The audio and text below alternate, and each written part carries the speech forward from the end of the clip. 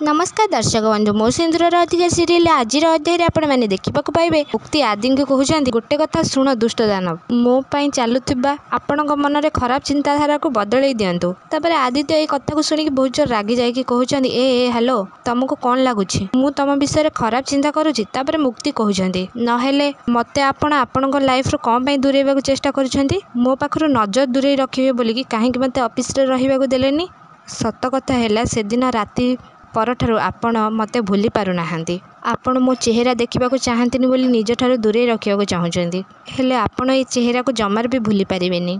बारंबार मु आपण मन आत्मा भावना रही। हाँ दर्शक बंधु मो सिंदूर अधिकार सीरियल आज अध्याय आपण मैंने एमती किसी देखा पाइबे आपण मानक कौन लगुच कौन पुणी थे आदि मुक्ति एकाठी हो पारे ना सीरियल आसो आगू एक नुआ ट्विस्ट आम कमेंट बॉक्स माध्यम निश्चित भाव में जनातु। ता पूर्व आपण मानक जदि आम भिडियोटी भल लगी लाइक शेयर कमेंट करने को जमार भी भूलें पाखे आसुवा बेल आइकन को दबाई दियंतु।